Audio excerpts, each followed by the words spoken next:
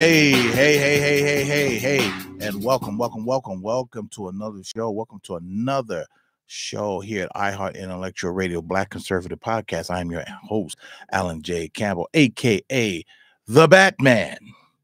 The Batman is in the house. Hey, listen, I'm going to first and foremost, let me do this first and foremost. Um, I know yesterday was Mother's Day.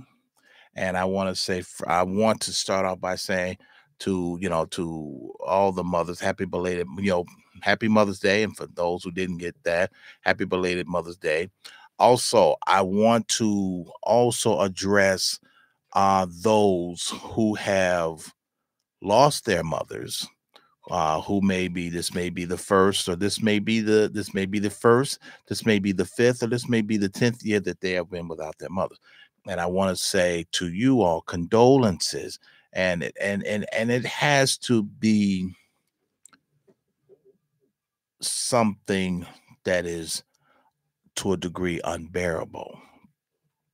But that being said, let's stick let's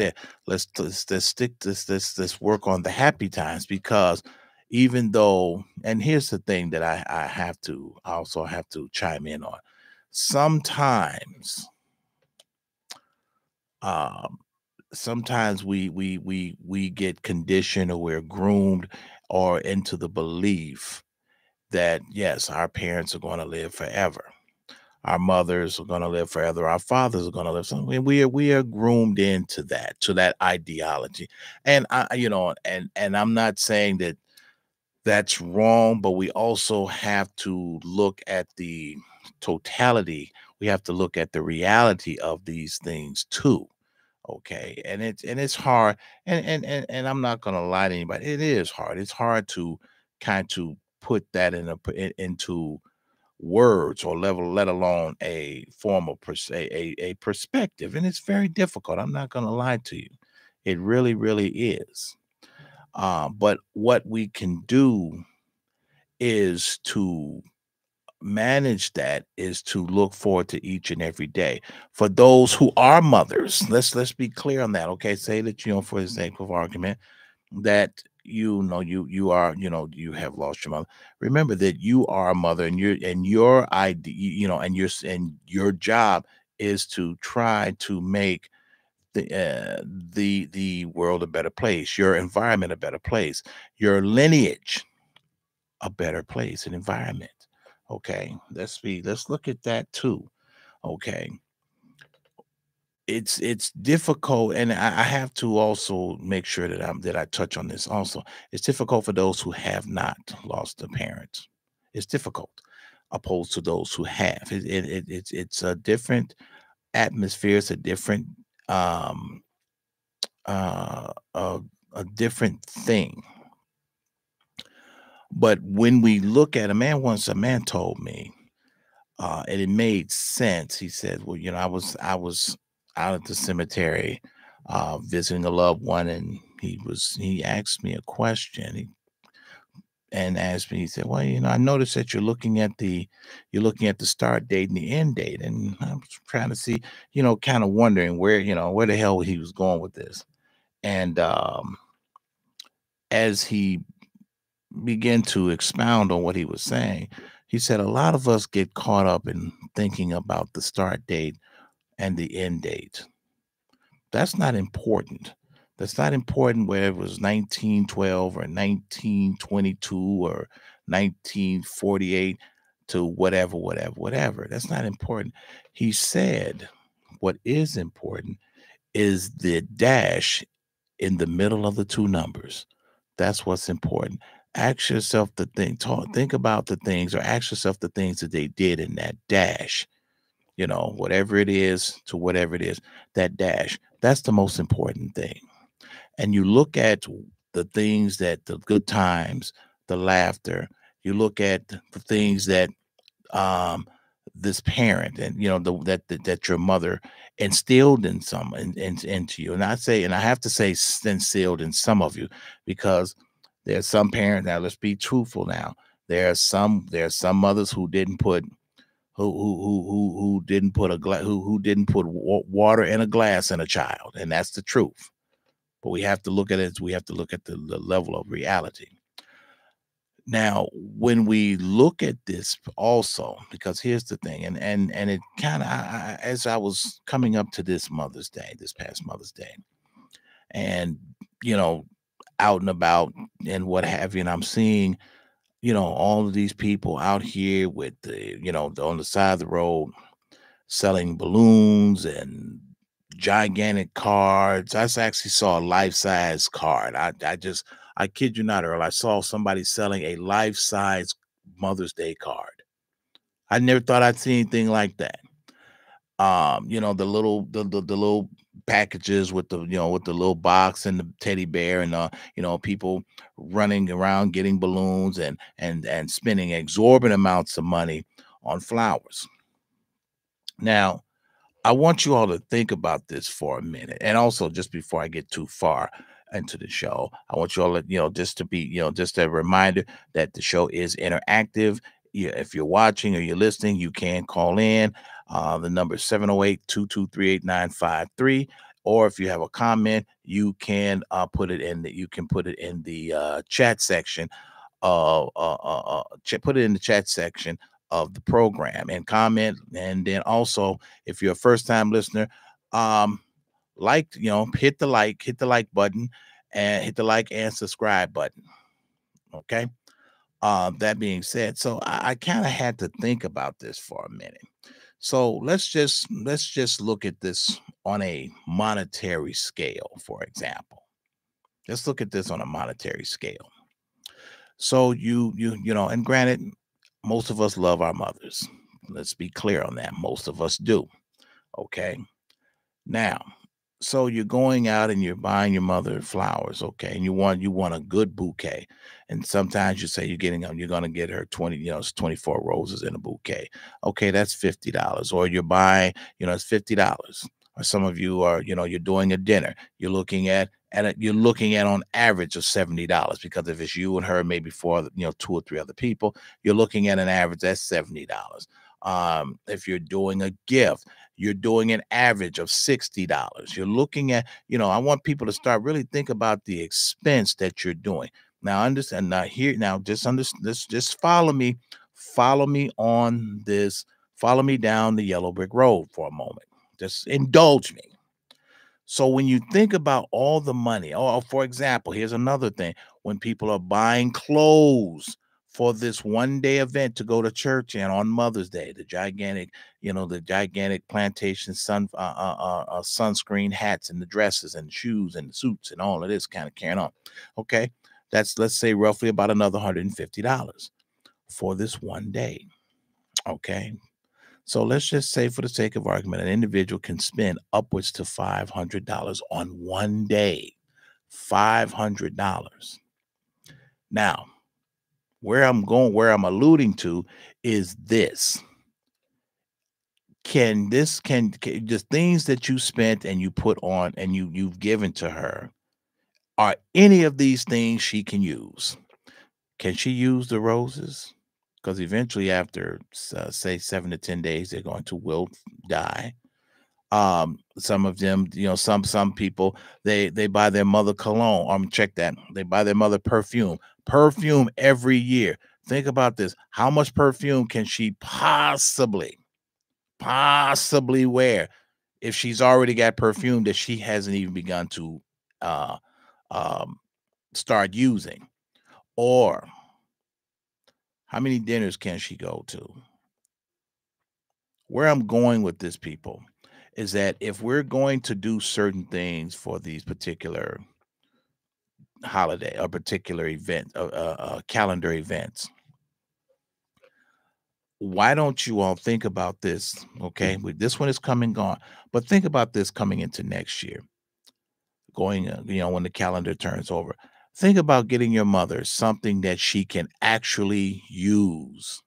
I'm not talking about a pair of shoes or a new dress or something like that. I mean, that's something that she can do that. She might want to do that herself.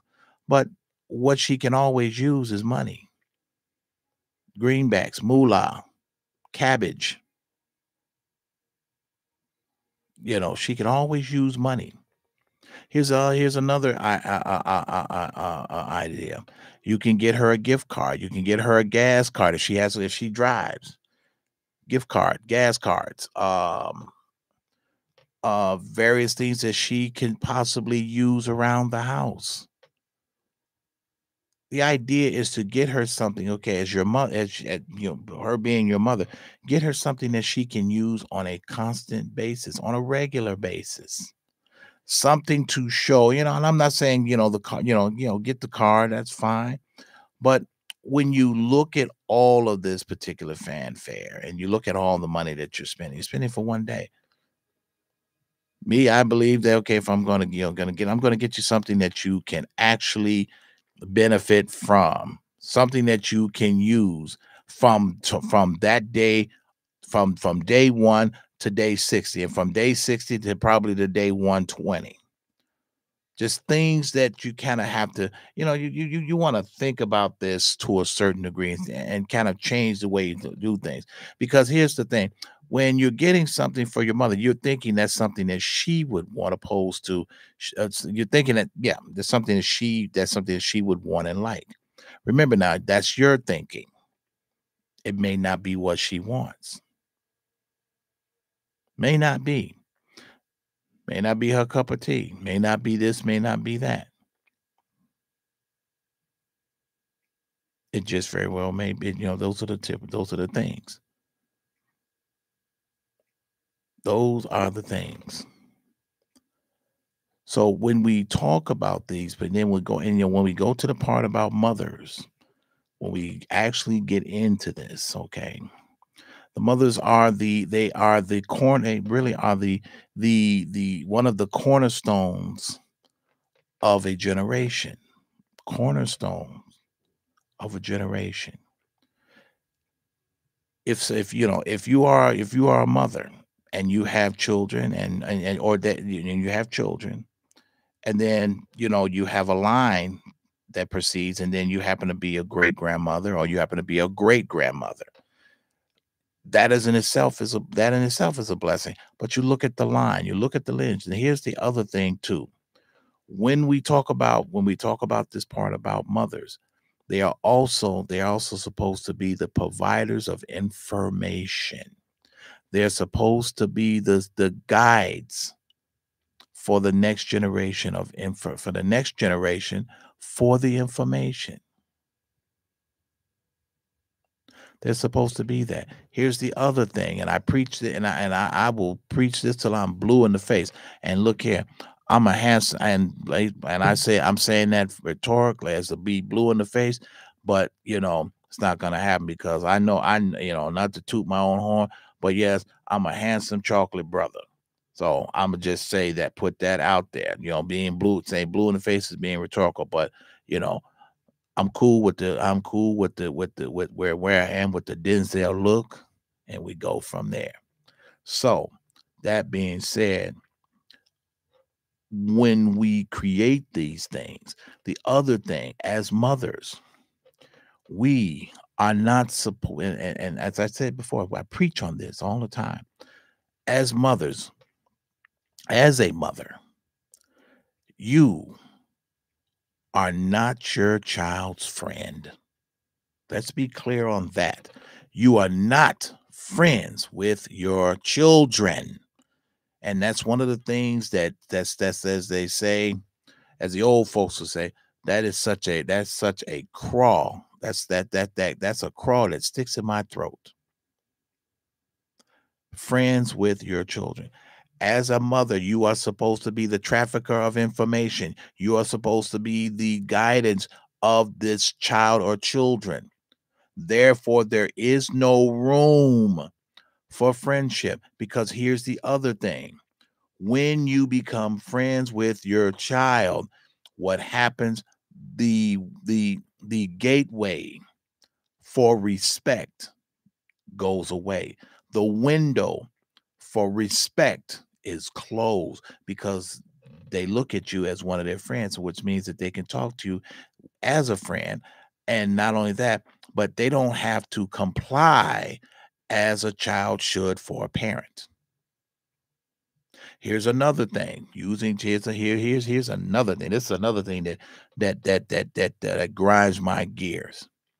When you have a parent that uses their child or children as pawns for towards the other parent, or towards their partner or the other parent, use them as pawns. Here's other when these mothers, and I'm gonna just be totally honest. If you're doing all that, you're no good, and you're no good low down SOB as a mother, because you don't do that. Because all you're doing is you're setting that child up for disaster, failure, and not only that, but getting their feelings hurt. When you excuse me, when you introduce your child into adult situations or conversations, what you're doing also is you allowing that child, you have placed in that child's mind that they are your equal. When you are there, when you treat them as a friend, you have placed in their mind that they are your equal. Period. See, when you create this type of environment, it's difficult to eradicate that kind of thinking. Very difficult to do. Very difficult. I myself, I will never be friends with my children. I'm not friends with my children, and nor will I ever be. When we have conversations, we have our conversations are more of counsel and intellect, understanding. This is one adult talking to another adult. This is not me as a friend talking to a friend. This is not that. And unfortunately, we have too many people, too many of our women, too many of our mothers that have created this type of environment for themselves and their children, to where they lack respect, lose respect, or the child has outgrown them, and has decided that they're going to take their own way. Has decided that. Understand something. As a child, if you still living in my house as a child, it's very simply put. You do not have it's not a democracy. It's not. You don't have a vote. I'm the parent, you the child. I talk, you listen. That's how that goes. Now, if you decide that you want to go toe to toe with me, guess what? You better make arrangements to see a dentist the next day, because what's going to happen is that I'm going to wind up knocking all your teeth out. And guess what? Then when I do that, I'm going to hand you a plate of mashed potatoes and a ear of corn and say, "Have at it." You ever see somebody try to eat corn on a cob with no teeth? It's the funniest thing you ever seen. Let me tell you. And some people may look at that and say, "Well, that's a little bit over top." But you know what? When you create that environment for that child, between the parent and the child, as they say, extreme times calls for extreme measures. If we don't create this environment where our child or children feel that they are equal, or they feel that they can be disrespectful to another, to more solely you as the mother or the parent, and other people in the room, this is a problem. When you create this environment, when you create it, or not only that, but create it, but then when you allow it and don't put, as they say, you don't put your foot down, it becomes problematic. The idea, when you decide, here's the thing, I won't say decide, it's the wrong word. Once the situation turns from being an individual to becoming a mother, all bets are off. Certain things no longer apply. No longer apply. Because you are no longer a little girl. You are a woman now, because now you're about to give birth to, because as they say, you do the adult thing, when you do the adult things, there are adult consequences. And when you do the adult thing without without any type of forethought, guess what? There are adult consequences, such as a baby or babies. Let's even go there. Now, to sidebar with that.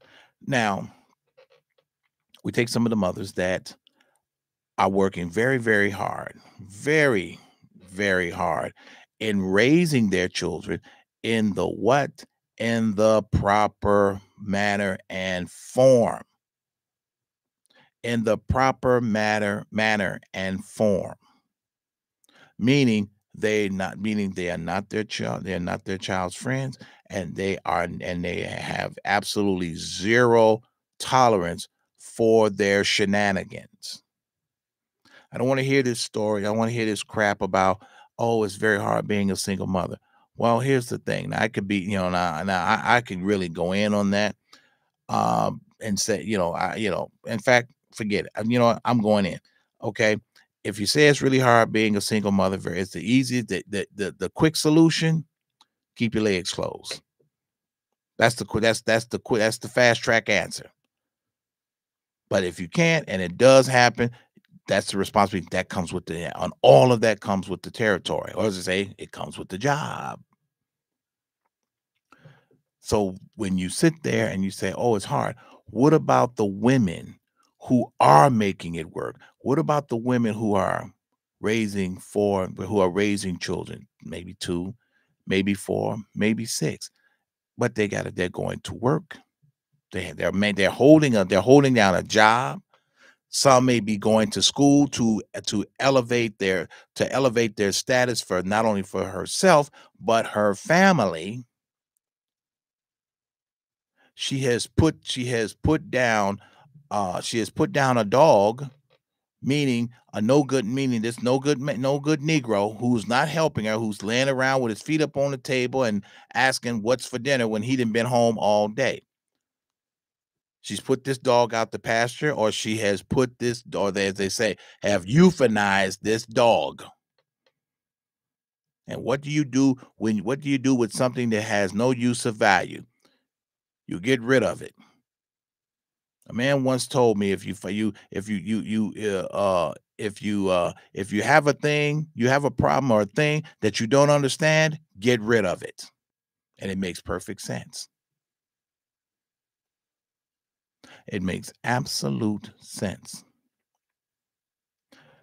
Now to sort of kind of backtrack a little bit on the previous generation, and when I say the previous generation, I'm saying um uh uh uh um the generate my not my the generation before me, my parents' generation. Okay, there was a way of doing things, and it was not open for discussion or debate. It was not. You either did it or there were consequences. Very simply put, if you went into the grocery store and you went to reach for something that you weren't that she didn't say get or do, you liable to get slapped in the mouth with that dirty house shoe that she might have been wearing. Now, some may say, well, what happened? She might slap him in the mouth. No, she wanted to make sure if she hit you in the mouth with that dirty ass house shoe, she wanted to make sure that she had your complete and undivided attention. Nowadays, what's happened, we can kind of do it, but we sort of kind of, and even now we go to the next generation, they can barely do it, because it's some jagbag standing there saying, oh, you know what, if you hit that child or you spank that child, I'm calling the police or DCFS. I wish somebody would have had told me that. I said, well, very simply put, when they do get here, I'm gonna whoop their ass in front of you, and then I'm gonna kill you for meddling in my business. How about that? Now, the unfortunate part, society has turned or has taken the has handcuffed, the best word I can use.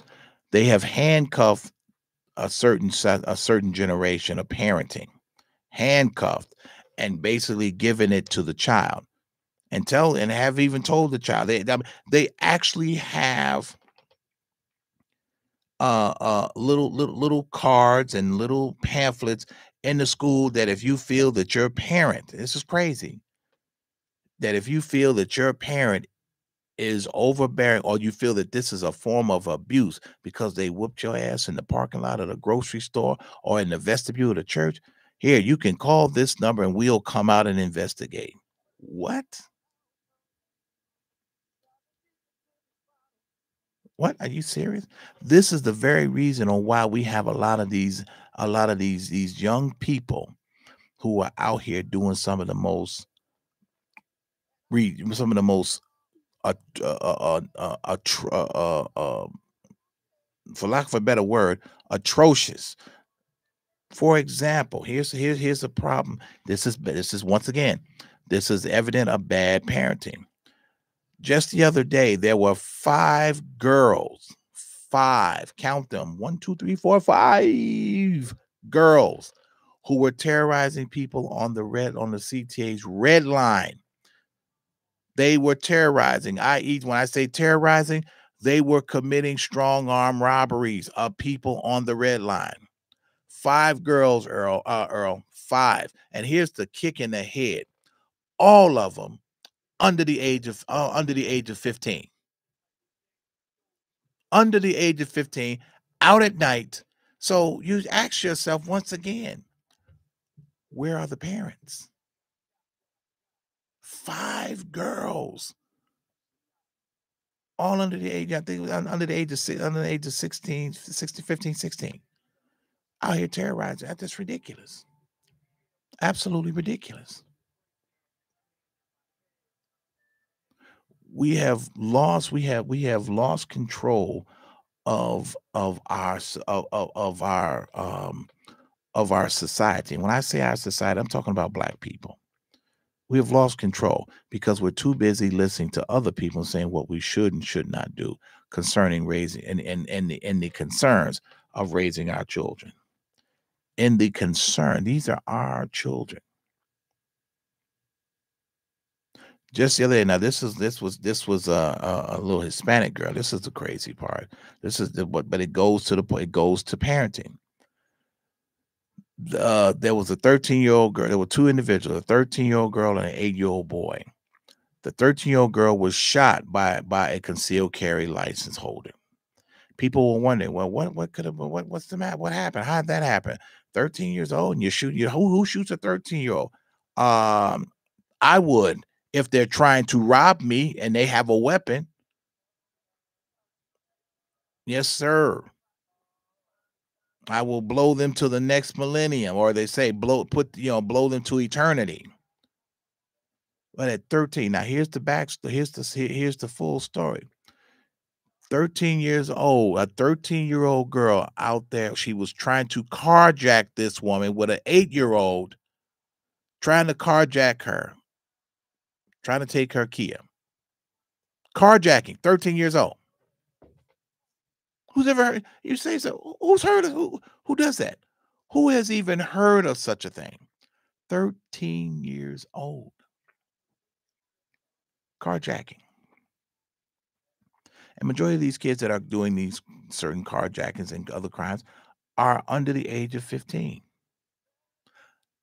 Under the age of 15. But once again, thank you, and her time has come.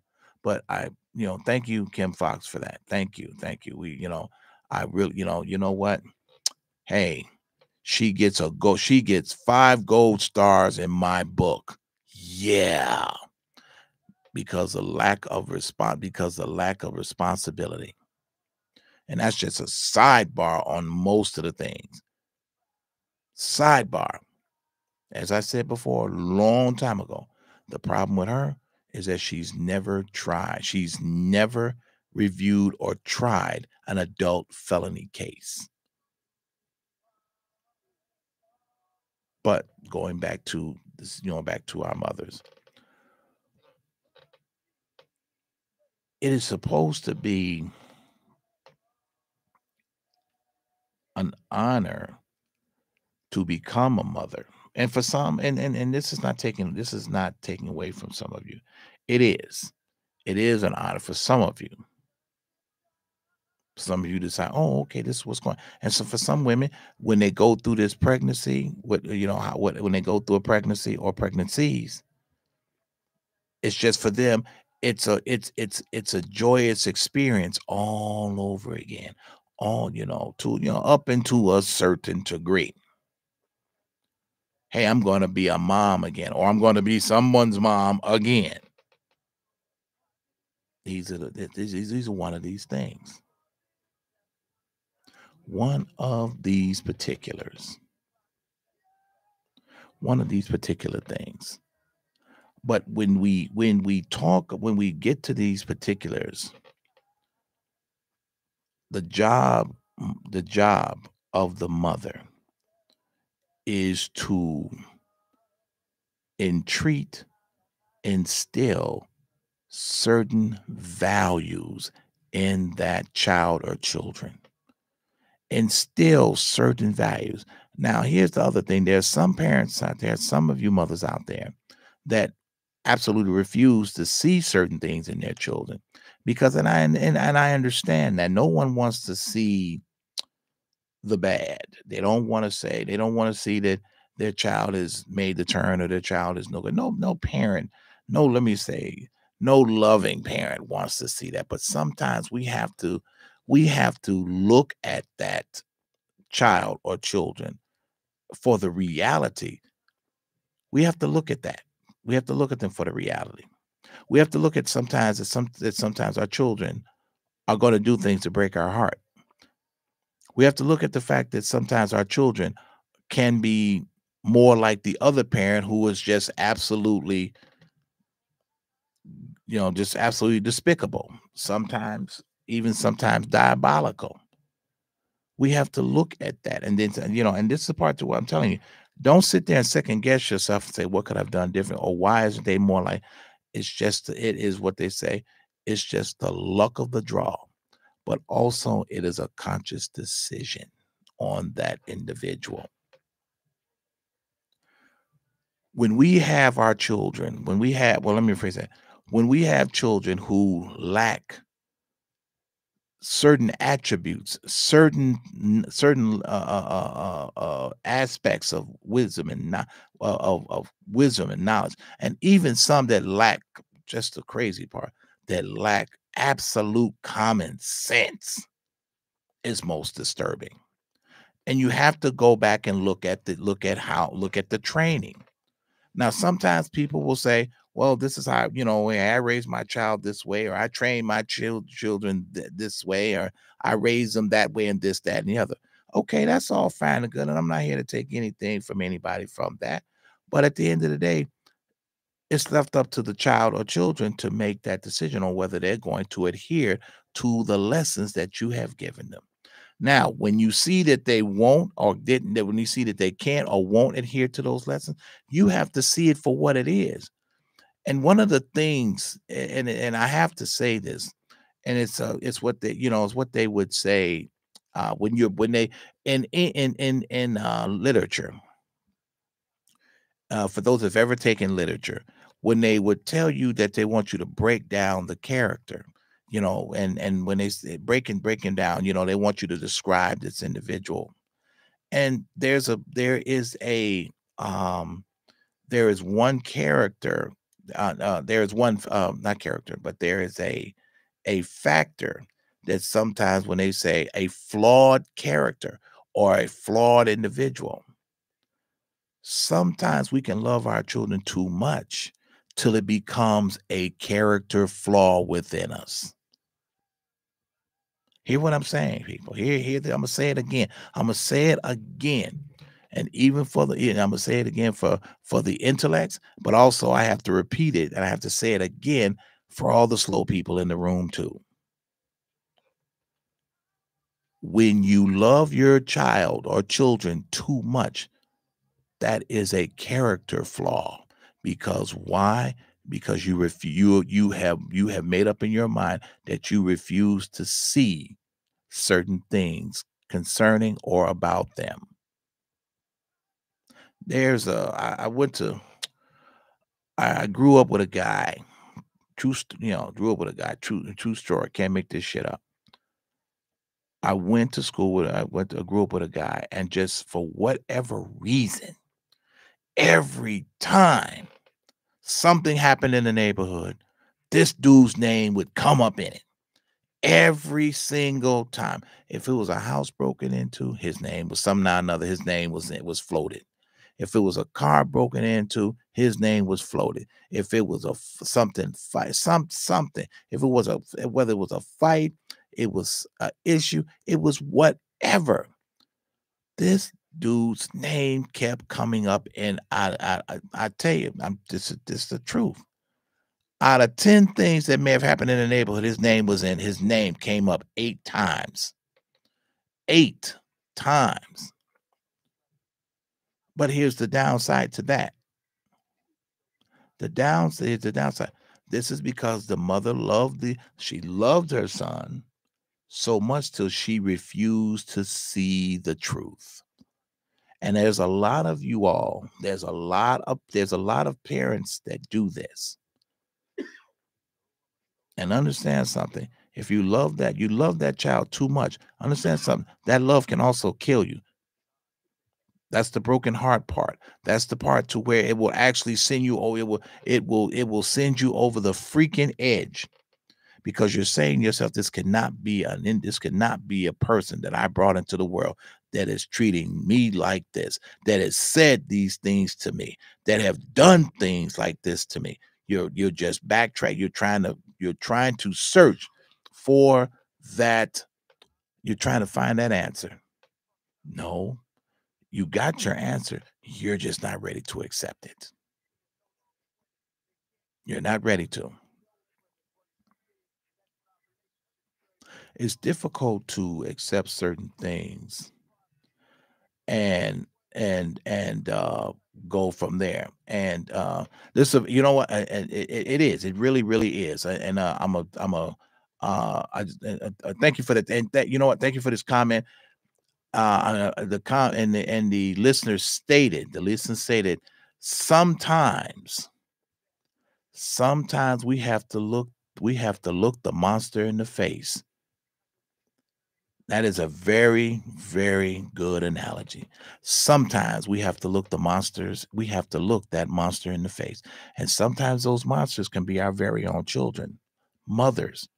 We have to understand, sometimes nobody, and understand this, nobody in their right mind will lay up and decide to have a child and then to say that this individual, I'm going to bring a monster into the world. Nobody consciously thinks that way. Nobody. I don't care what you're saying. But it happens. You look at, if you take a few, if we really want to reach, do you think John Wayne Gacy's mother knew, if she had known that he was going to be the monster that he was, you think do you think she would have brought him into the world? Ted Bundy's. Ted Bundy. You take Jeffrey Dahmer, even better. Richard Ramirez. You take this jag bag that killed this cop. He's 22 years old. 22 years old, and his life is over. Do you honestly think his mother thought at when she was doing the ooh and ah and on her back and her legs in the air as a V and 10 toes of Jesus, knew that 22 years later that this individual was going to be the monster that he was going to be? So that's exactly what happened. And sometimes, to reiterate, sometimes we got to look that monster in the face. And sometimes it could be our own child. It could be our own child or children. It's a hurtful thing. I'm not going to lie and sit here and say that it's not. First of all, it's a hurtful thing, especially, it's a hurtful thing for a father, but it's even more hurtful for a mother because, as we say, as we often say, as man, some parents, when some mothers will tell their children is, understand something, you rotten animal. Understand something, you scoundrel, you this, that, and the third. I laid up, I was in labor for 27 hours to have you. I bled for you. I almost died. I'm laying on this table bleeding out. I could have died bringing you into the world. And then you treat me. And this is how you treat me? This is what you say to me? This is what you do? I've heard stories where mothers have gone into cardiac arrest only for that child to become a monster.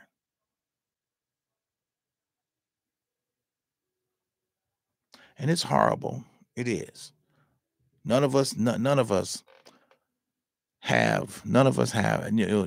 us, they say hindsight is 20/20 vision, but none of us have a crystal ball, and none of us can see tomorrow. But it is what it is. It is what it is. And if you happen to be one of those parents, I'm keeping it real, that your child or children are monster, you view them as monsters. You have to come to the realization. You have to come to a level of acceptance, a realization of acceptance. And when you realize that, unfortunately, you have to separate yourself from them. It's a hard decision. It's a hard decision because mothers lead with their hearts. And that's a known fact. That is why mothers go through so much. That's why, to a degree, when doctors talk about the stress level that Black women have, the fact that the Black woman is more likely to have to suffer a heart attack or an stroke between the ages of 55 and 70 due to the stress that she is put under.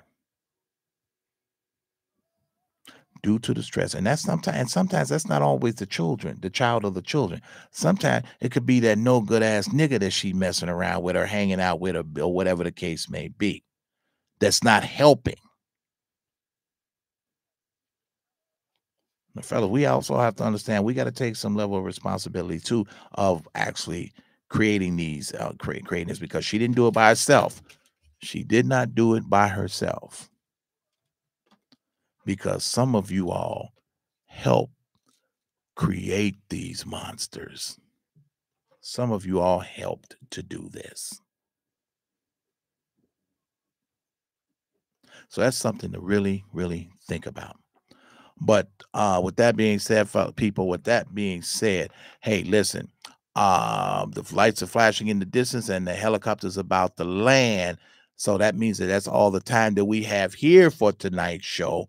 And I appreciate everybody that listening. I appreciate the comments. I really, really do. I want you all to take with what I said. Think about this for a moment on this fact, the fact that on this month, with the yesterday being Mother's Day, but think about the fact that being a mother and what it entails, what it comes with, what the job actually is, what it entails. So with that being said, and also too, if anybody happen to be driving while they're listening, please by all means be careful, because also the Batman has also needs to be careful when I'm out there fighting the crime. But that being said, not my monkey, not my circus, to the Batmobile. Somewhere there's a crime happening.